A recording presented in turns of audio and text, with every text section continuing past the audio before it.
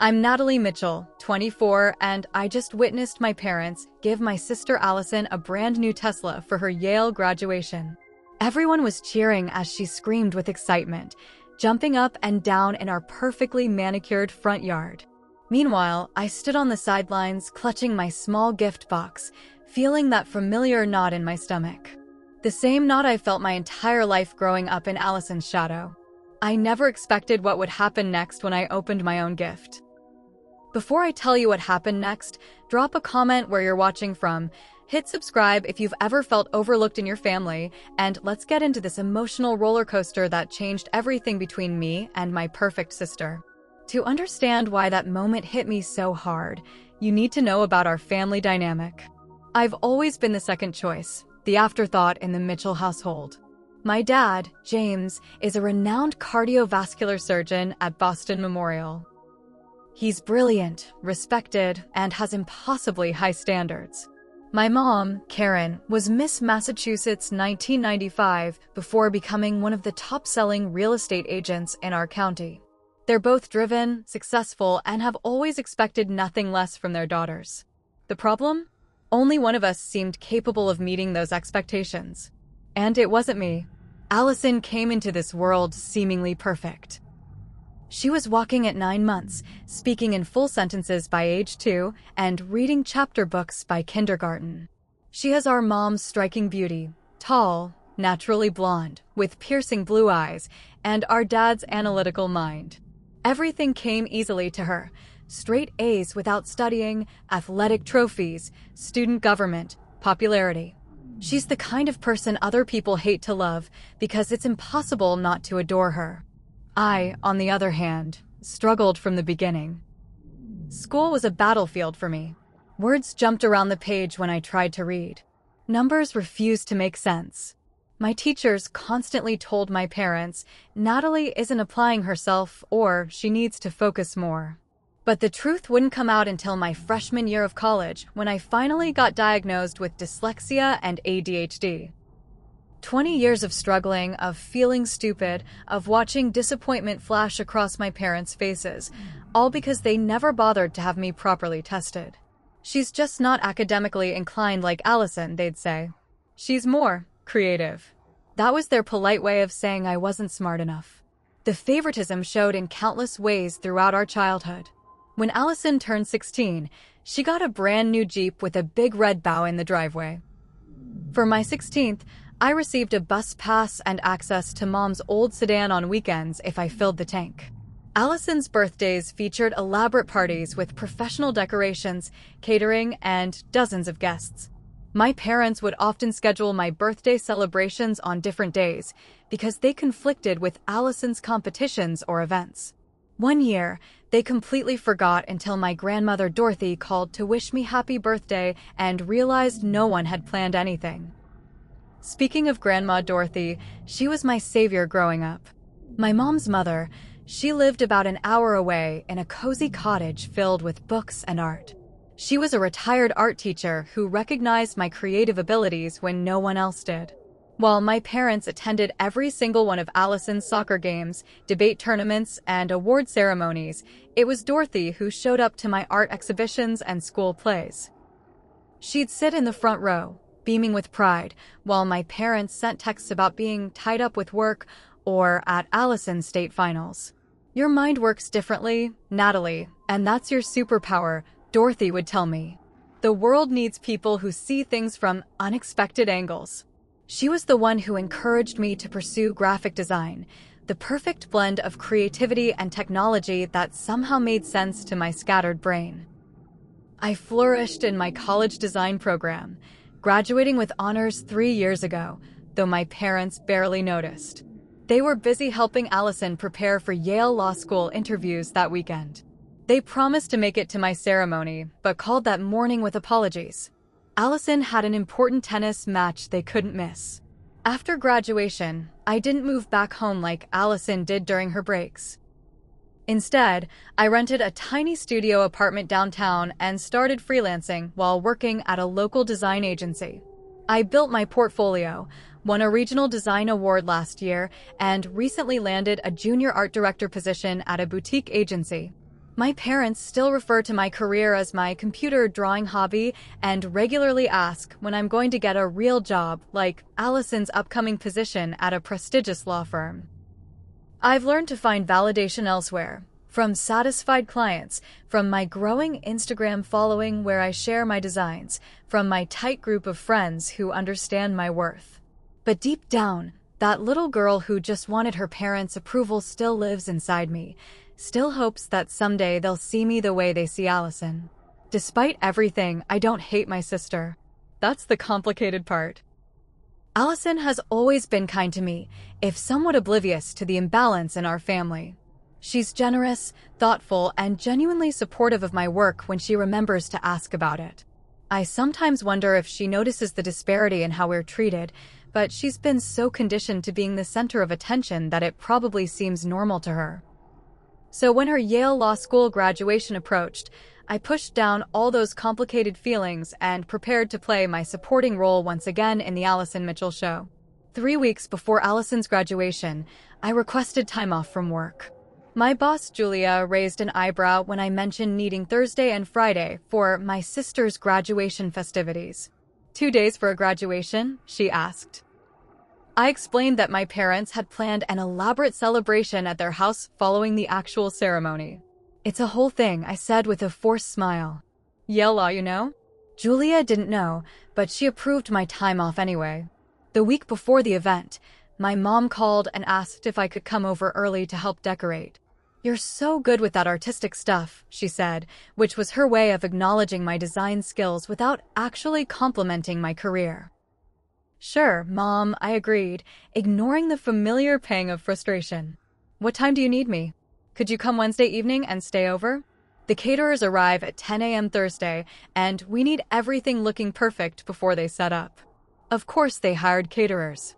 When I graduated, we had a small dinner at an Italian restaurant where my dad spent half the evening answering work calls. Wednesday night, I arrived with my overnight bag and design supplies. Mom had ordered mountains of blue and white decorations, Yale colors, and wanted me to work my magic, arranging everything. I spent hours creating elegant centerpieces, hanging tasteful banners, and arranging photo displays of Allison throughout her academic journey. While setting up the photos, I couldn't help but notice the disproportionate documentation of our lives. There were entire albums dedicated to Allison's debate team victories, sports tournaments, and academic achievements. Meanwhile, my graduation photos were confined to a single frame on the bookshelf, partially hidden behind a trophy Allison won for equestrian competition when she was 12. As I worked, I overheard my parents in the kitchen discussing Allison's big surprise. Do you think the bow is big enough? Mom asked. I want it to look dramatic when we reveal it. The dealership said it's their largest bow, Dad replied. And the custom interior upgrades should be finished tomorrow morning. They're delivering it around noon, and they'll park it around the corner until we're ready. My stomach dropped as I realized they were talking about a car, and not just any car. They were giving Allison a Tesla. I thought about my own graduation gift, a $200 gift card to a professional clothing store so I could dress appropriately for job interviews. Despite this revelation, I continued working late into the night on a special gift I'd created for Allison, a beautifully designed photo collage featuring moments from her law school journey. I'd secretly contacted some of her classmates for photos she wasn't in, capturing the behind-the-scenes of her law school experience. I'd spent weeks on it, using my design skills to create something meaningful that showed I was proud of her despite our complicated relationship. But I wanted to give her something tangible too. The next morning, while finishing the decorations, I slipped out to a nearby antique store. My budget was tight, but I wanted to find something special. After an hour of searching, I discovered a vintage silver locket with a tiny Yale bulldog engraved on it. Inside, I placed a tiny photo of our grandmother Dorothy, who had always encouraged both of us to follow our dreams. The locket cost nearly half my rent, but seeing it, I felt a spark of hope that maybe this gift would show my parents that thoughtfulness mattered more than extravagance. That afternoon, I called my best friend Mia for moral support. They're giving her a Tesla, I said, trying to keep my voice neutral. A Tesla? For graduation? That's insane, Mia replied. What did they give you again? A gift card to and Taylor. That's wow. Are you okay? I sighed, looking around at the perfect decorations I'd spent hours creating. I'm used to it. I keep hoping something will change, you know? That they'll eventually see me. You should say something, Nat. This has been going on forever. And ruin Allison's big day? I can't be that person. I paused. Besides, it's not her fault. She doesn't control what they give her. No, but she benefits from it. Has she ever once acknowledged the difference in how you're treated? I didn't have an answer for that. Had Allison ever noticed? Had she ever felt uncomfortable with the blatant favoritism? I wasn't sure. The morning of the party, I woke up early in my childhood bedroom, which had been converted into a home office the month after I moved out for college. Meanwhile, Allison's room remained perfectly preserved, waiting for her visits home. I spent extra time on my appearance, applying makeup carefully and styling my dark hair into soft waves. I chose a modest blue dress that had cost me 2 days freelance work. Looking in the mirror, I reminded myself that this day wasn't about me or my feelings. It was about celebrating Allison's achievement. I rehearsed my smile in the mirror, determined to be genuinely happy for my sister despite the knot of resentment and hurt that had taken up permanent residence in my chest. I loved Allison. I was proud of her. I just wished, for once, that someone would be equally proud of me. By noon, our family's colonial-style home was transformed into something out of a graduation special on HGTV. The caterers had set up elegant buffet tables on the patio. Bartenders prepared signature cocktails named after Yale law courses. A string quartet played softly in the corner of the living room. Everything was perfect, just as my parents demanded. Guests began arriving at 1 o'clock. Extended family, my parents' country club friends, Allison's classmates, and her professors who had made the trip from New Haven. I stationed myself near the door, greeting people with a smile and directing them to the bar and appetizers. You must be so proud of your sister, everyone said, as if that was my only identity, Allison's sister. Uncle Tyler spotted me refilling the ice bucket and came over, drink in hand. There's my other niece. How's that computer drawing hobby going? It's graphic design, Uncle Tyler, and it's my career, not a hobby. I was actually promoted to junior art director last month. That's nice, sweetie. Is that something you can make a living from these days? Before I could answer, he spotted someone more interesting across the room. Excuse me, I need to say hello to Dr. Friedman. I swallowed my frustration and continued helping with hosting duties. Mom was too busy showing off Allison's law school memorabilia to notice that I was handling the guest overflow.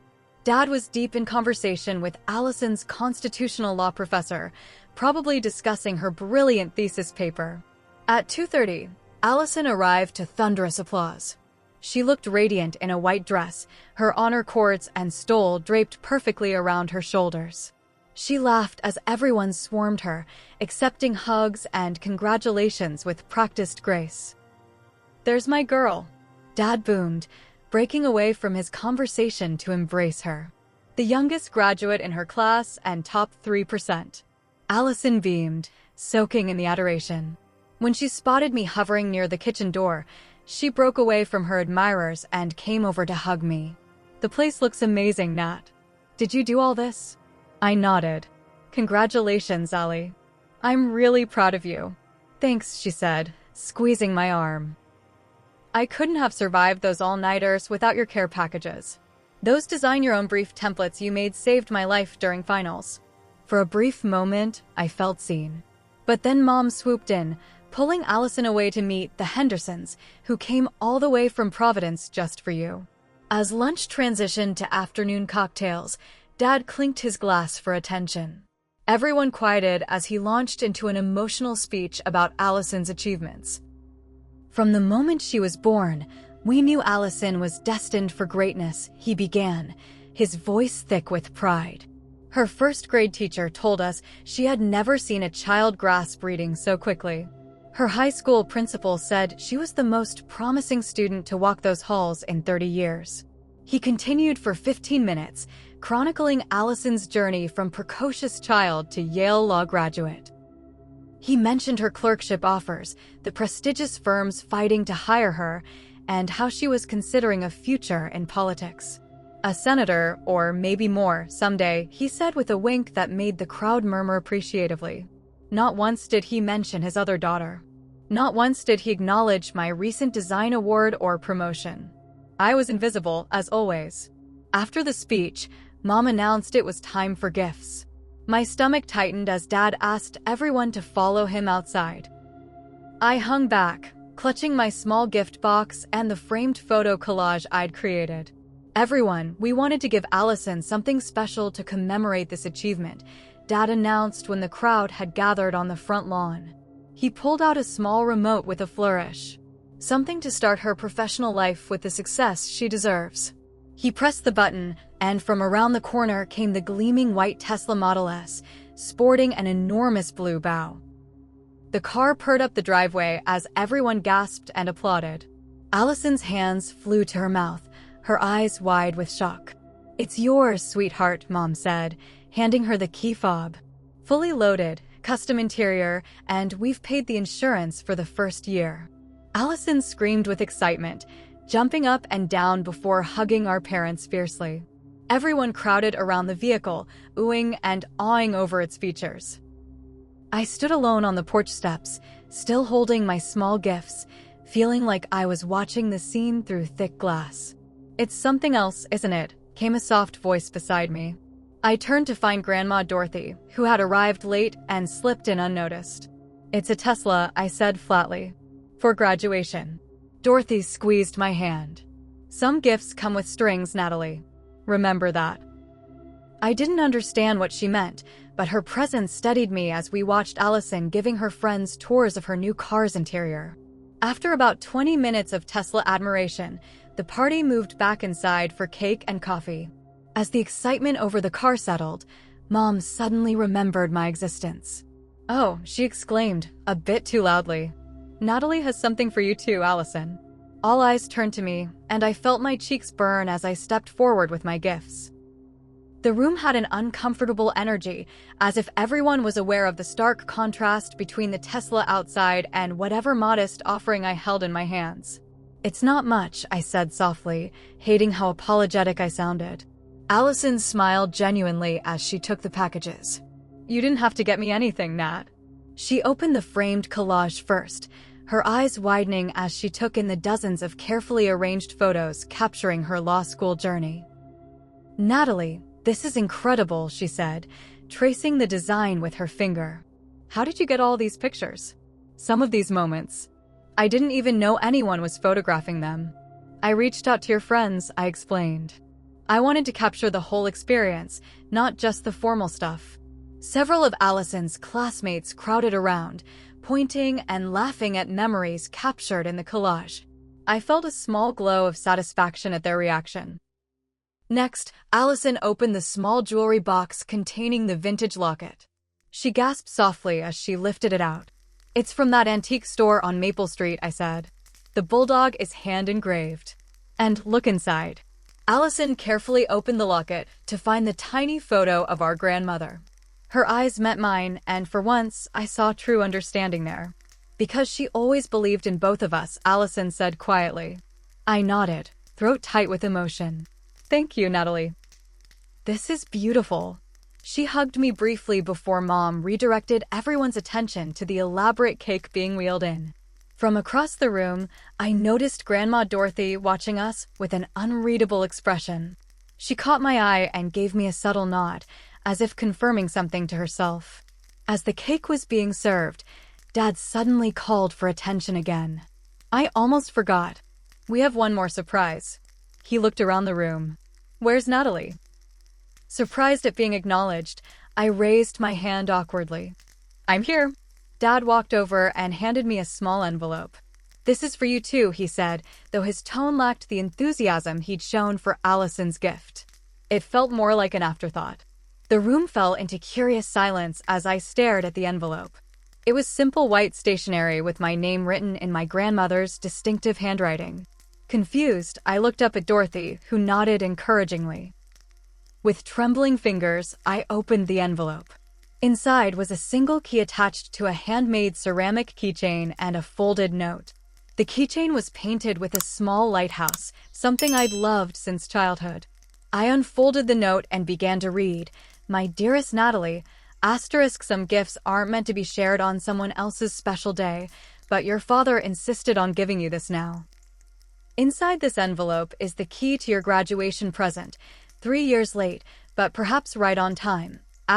When you graduated college, I watched you walk across that stage alone while your parents attended Allison's tennis match. I made a decision that day that has taken until now to fulfill. The key opens the front door to Lighthouse Cottage on Maple Cove, just down the shore from my place.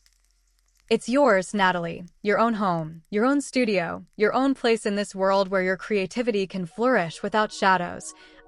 Your parents may not have noticed your graduation, but I did. Your parents may not understand your gifts, but I do. Come see it tomorrow. We'll talk then. All my love. Grandma Dorothy. I looked up from the letter in shock, my eyes immediately finding my grandmother's across the room. She smiled gently, nodding once in confirmation. A house. My grandmother had bought me a house for my graduation 3 years ago. The memory of my college graduation hit me like a physical blow. I had walked across the stage with highest honors in graphic design.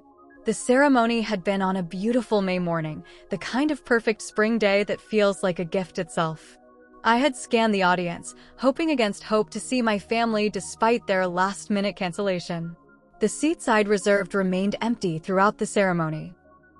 I had told myself it didn't matter. I had celebrated with friends afterward, posed for photos with my professors who praised my portfolio, and pretended the ache in my chest was just excitement for the future. Later that evening, I received a text from Mom with a gift card code for Ann Taylor and a message for job interviews. Make sure to get something conservative. Congratulations, honey.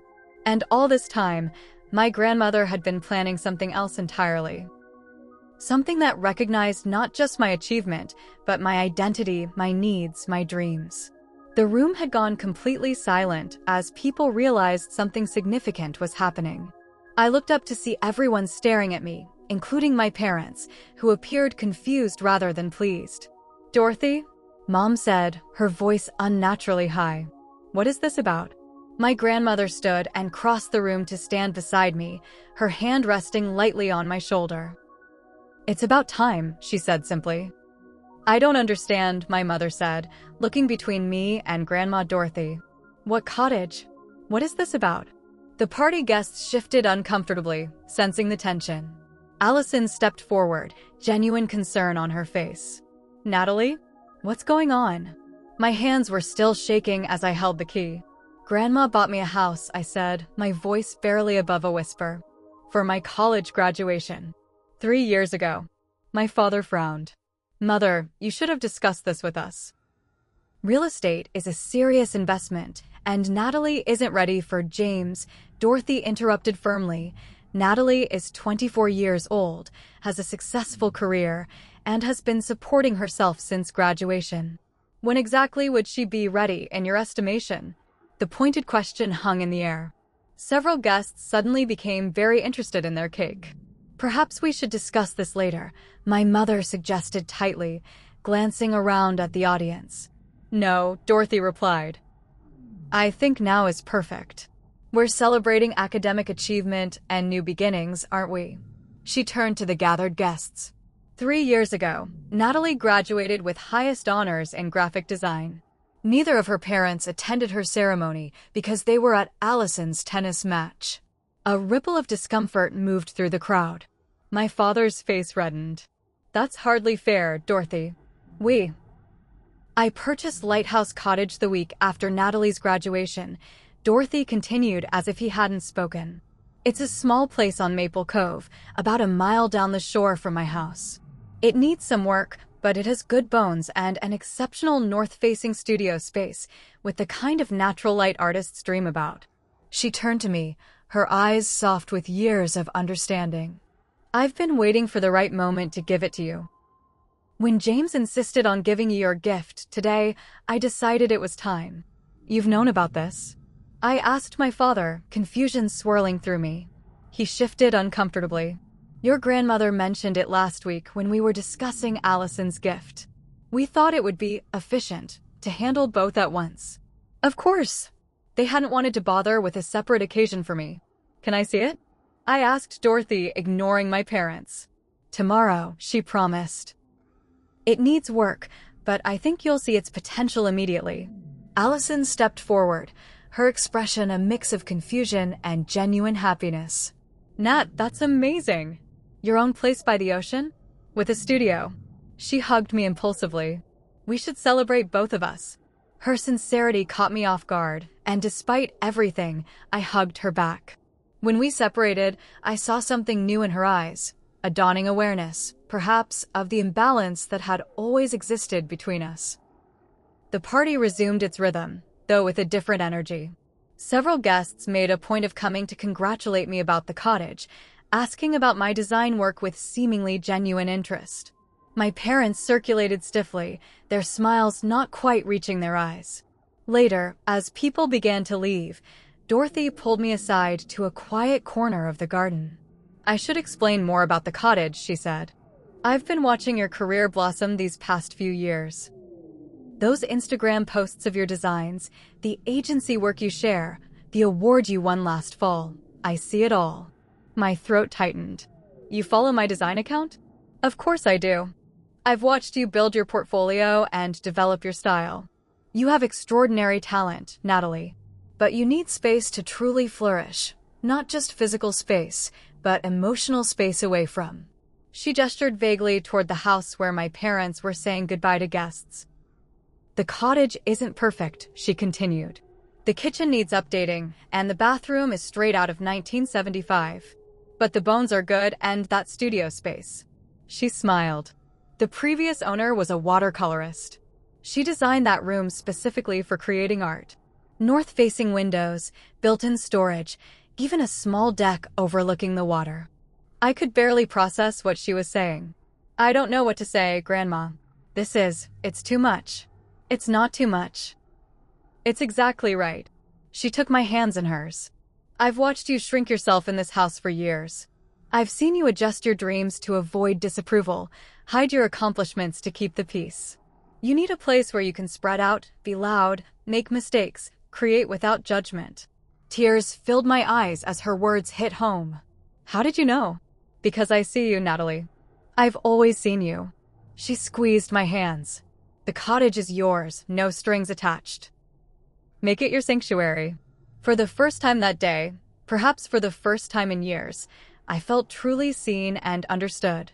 Not as Allison's sister or James and Karen's disappointing daughter, but as Natalie Mitchell, graphic designer, artist, person of value. Thank you, I whispered, the words entirely inadequate for what I was feeling. Dorothy smiled, her eyes crinkling at the corners. Tomorrow, 10 o'clock. I'll pick you up and show you your home. Home. My home. The concept was almost too big to grasp. As the last guests departed, I noticed Allison standing by her new Tesla, watching our grandmother drive away.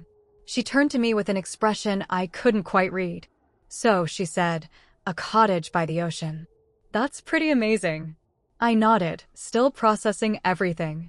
I didn't know about your graduation, she said suddenly. That Mom and Dad missed it for my tennis match. You never said anything. I shrugged, uncomfortable with her sudden awareness. It wasn't your fault. But I should have known. She looked troubled, as if seeing our family dynamics clearly for the first time. I want to see this cottage. Maybe I could help you fix it up this summer before I start at the firm in September. Her offer surprised me. You'd want to do that? Of course. She smiled tentatively. What are sisters for? Perhaps this day of gifts had given us both something unexpected. Allison, a new perspective, and me, a glimmer of hope that our relationship could evolve into something more balanced. As we walked back inside, I clutched my cottage key, feeling its weight and promise in my palm. Tomorrow would bring a new beginning in more ways than one. The artificial cheerfulness that had sustained my parents through the end of the party collapsed as soon as the last guest departed. My mother began aggressively gathering dirty plates, her movements sharp with suppressed anger. Dad poured himself a scotch, his back rigid as he stared out the window. Allison and I exchanged glances, silently acknowledging the storm brewing. She began helping Mom with cleanup while I started breaking down the decorations I'd spent hours arranging. "That was completely inappropriate," Mom finally said, slamming a stack of plates onto the counter. Dorothy had no right to hijack Allison's special day with her. Her statement. "Mom, it's fine," Allison said quickly. "I don't mind sharing the spotlight. It's cool that Natalie got such an amazing gift." "That's not the point," Dad interjected, turning from the window. "Your grandmother deliberately created a scene to make us look bad." I stopped folding the banner I was holding. "Is that what you think happened? That this was about making me look bad? What else would you call it?" Mom demanded. "Announcing in front of everyone that we missed your graduation? As if we had a choice. Allison needed us that day." Something snapped inside me, a lifetime of swallowing hurt, of making myself small, of accepting that I would always come second. "She had a tennis match," I said quietly. "A tennis match versus my college graduation. Do you have any idea how that felt? To walk across that stage knowing every other graduate had someone cheering for them, but my seats were empty?" "Don't be dramatic, Natalie," Dad dismissed. "You've always been oversensitive. We sent you a gift card." "A gift card?" I laughed hollowly. $200 to and Taylor while you just gave Allison a Tesla. Do you even hear yourselves?" My mother crossed her arms defensively. "Allison graduated from Yale Law School. You can't possibly expect equivalent gifts for a state university graphic design degree." Each word landed like a physical blow. Allison gasped. "Mom, that's not fair." "Life isn't fair," Dad said firmly. "Some people achieve at higher levels than others and are rewarded accordingly. That's reality." "The reality," I said, my voice shaking, "is that you've favored Allison my entire life. Her elaborate birthday parties while mine were forgotten. Her achievements celebrated while mine were ignored. Her needs prioritized while mine were dismissed." "That's ridiculous," Mom protested, but her eyes slid away from mine. "Is it? When I was struggling in school, begging for help because I couldn't understand why reading was so difficult for me, what did you do? You compared me to Allison. You told me to try harder. You scheduled extra tutoring for me with high school students who had no idea how to help me." I turned to my father. "And you, Dad? You called me lazy. Said I wasn't applying myself. Do you have any idea what that does to a child? To be trying her absolute hardest and still be told it's not enough?" "Natalie," he began, but I wasn't finished. "It took until college for a professor to recognize the signs and suggest I get tested.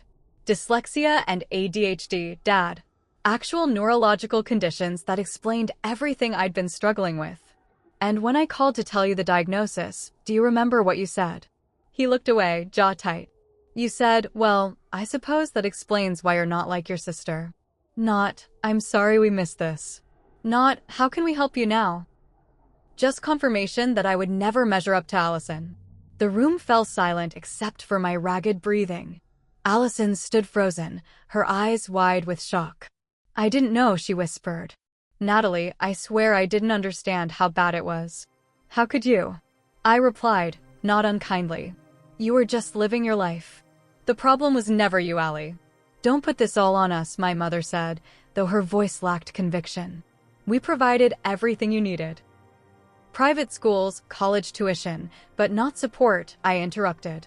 "Not validation. Not love that didn't feel conditional on achievement." "Of course we love you," Dad exploded. "This victim narrative you're constructing is completely unfair. We're proud of what you've accomplished given your limitations." The word hung in the air like poison. "Limitations," I repeated softly. "There it is. You've never seen my differences as just that, differences. You've always seen them as deficiencies." "Dad, that's horrible," Allison said, her voice breaking. "Natalie is incredibly talented. Have you even looked at her design portfolio? The clients she's landed? The awards she won last year?" My father had the grace to look uncomfortable. "I'm sure she's very creative. That's always been her area." "She's brilliant," Allison insisted. Do you know she created custom templates that half my law school study group used for our briefs and case summaries? Professor Abernathy asked where we got them because they were so effective at organizing complex information visually. I stared at my sister, surprised by her vehement defense and the specific knowledge of my work. You knew about that? I asked. Of course I did. I've been bragging about my genius designer sister for years. She turned back to our parents. But you wouldn't know that because you never ask about Natalie when you call me. It's always about my accomplishments, my future, my potential. Do you have any idea how exhausting that is? My parents looked genuinely startled by this new perspective. What are you talking about? Mom asked. You've always thrived on achievement. Because it was the only way to get your attention. Allison exclaimed. Do you think I enjoyed the pressure? The constant expectation of perfection?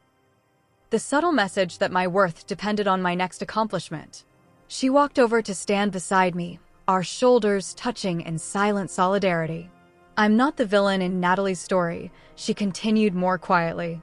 But I've benefited from your favoritism my whole life, and I never said anything.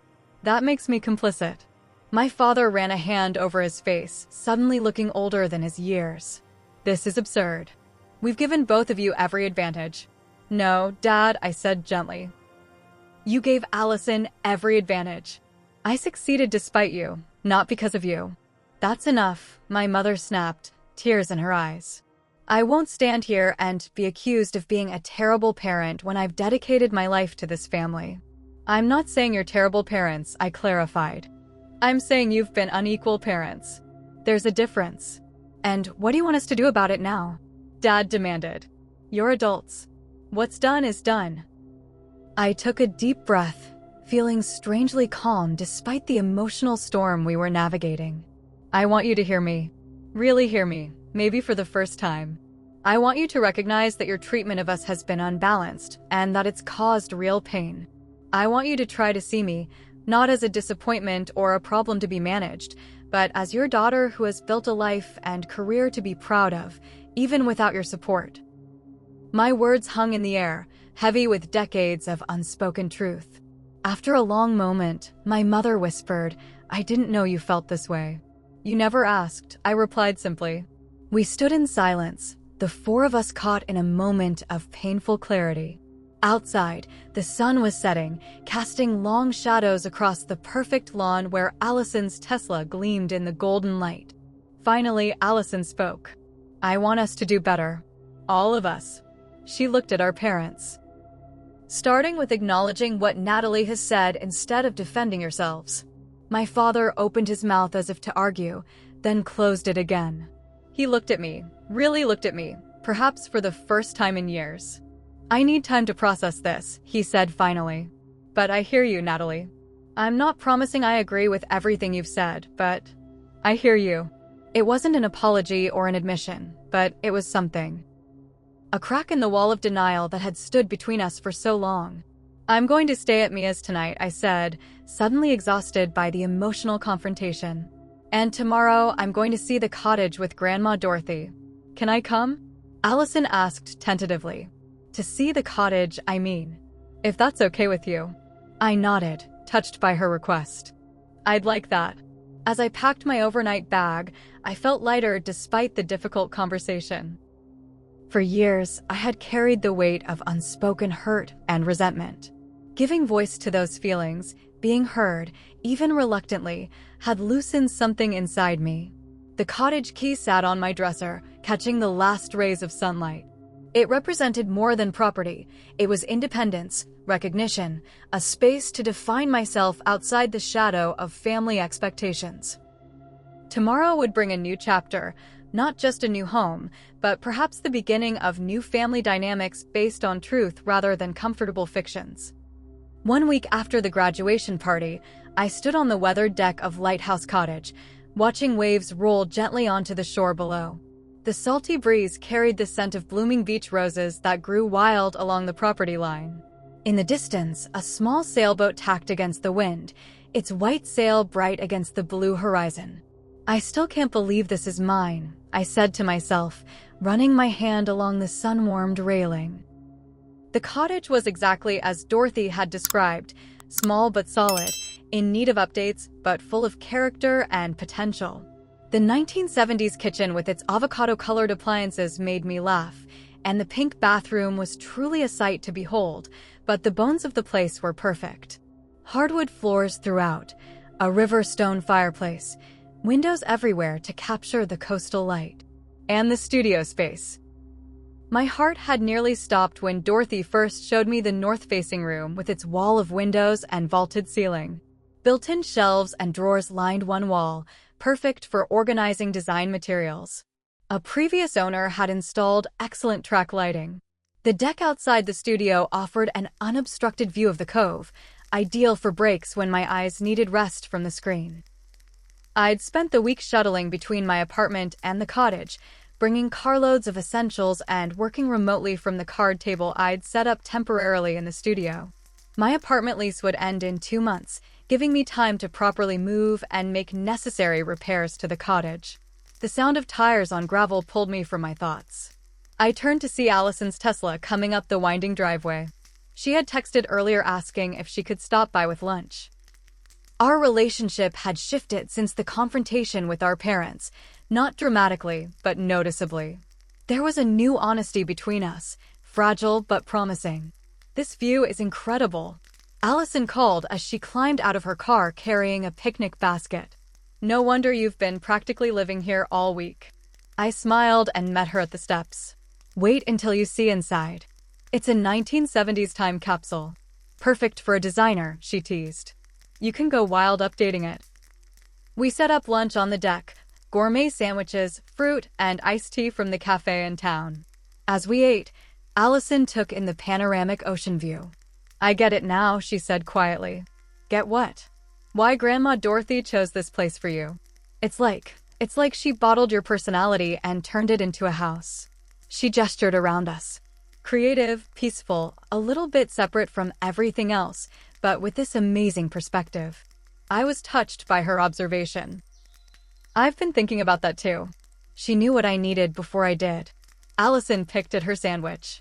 "I've been doing a lot of thinking this week about everything. Our family, growing up, how different things were for us." I nodded, giving her space to continue. "I honestly never saw it clearly before," she admitted.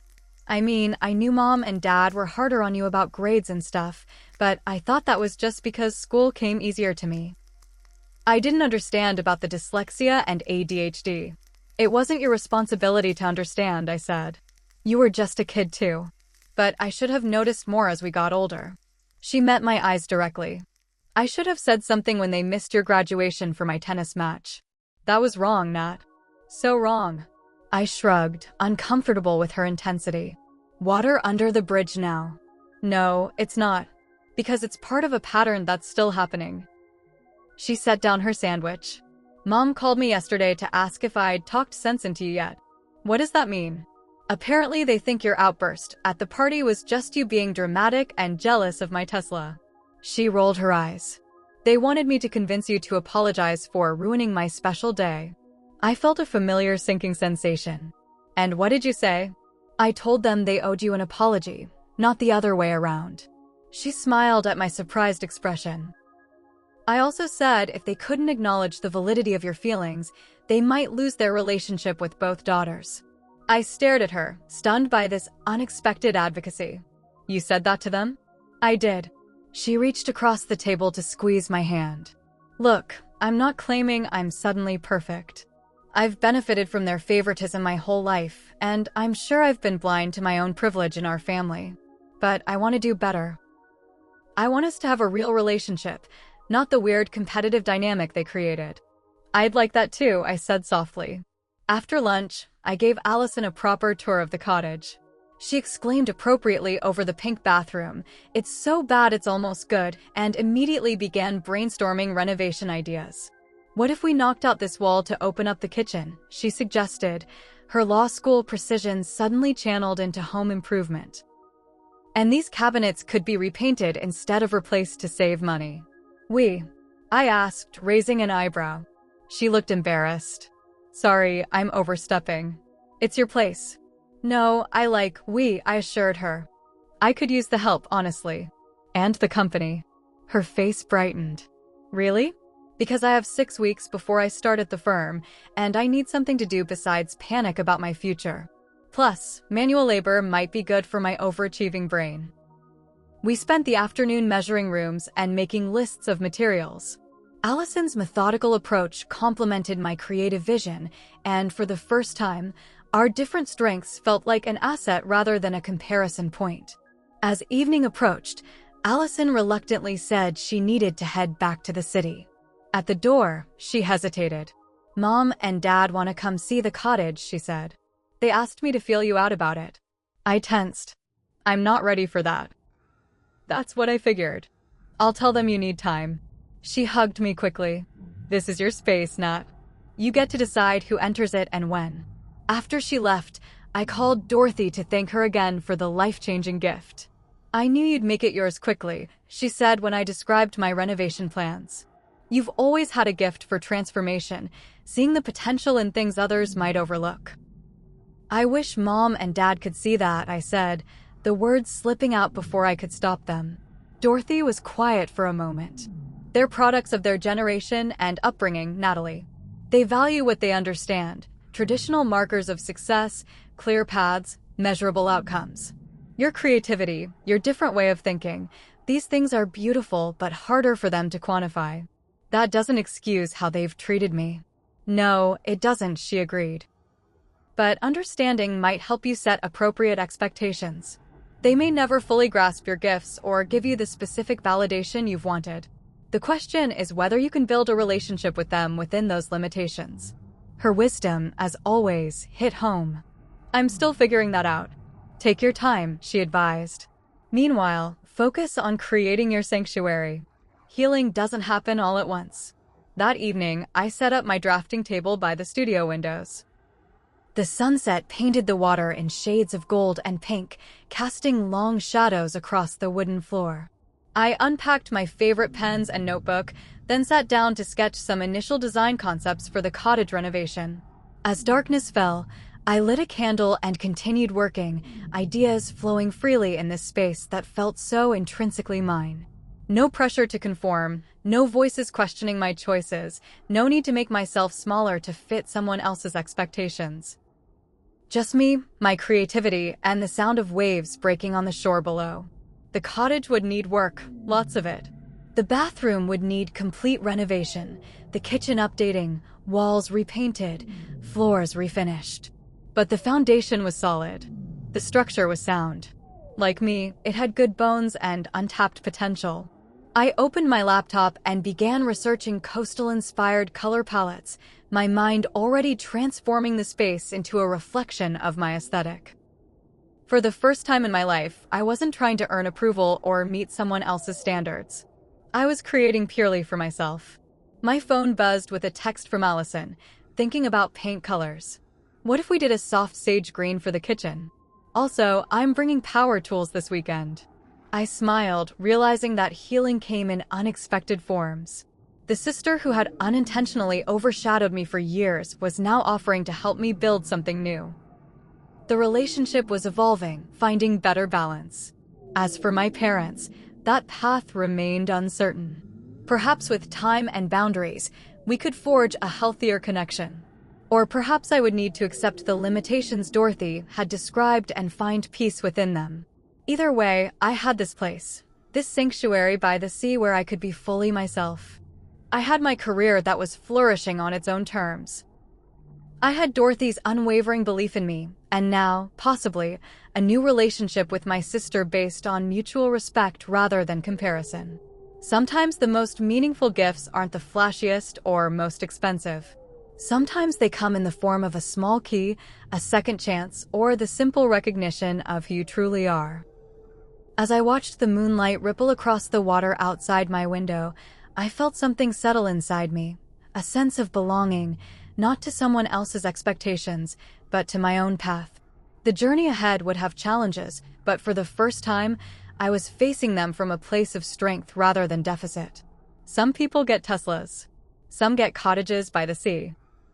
But the real gift is finding your own voice and the courage to use it, even when that means disrupting the comfortable patterns of the past to create something more authentic for the future. That night, I slept peacefully in my new home, lulled by the rhythm of waves against the shore, the sound of my own life, finally moving to its natural, beautiful beat. Have you ever felt overlooked in your family or received a gift that changed everything? Share your story in the comments below. If this resonated with you, please hit that subscribe button and join our community of people finding their own paths. Thank you for listening to my journey, and remember, your worth isn't determined by others' recognition of it. Sometimes the most meaningful gifts are the ones that help us recognize ourselves.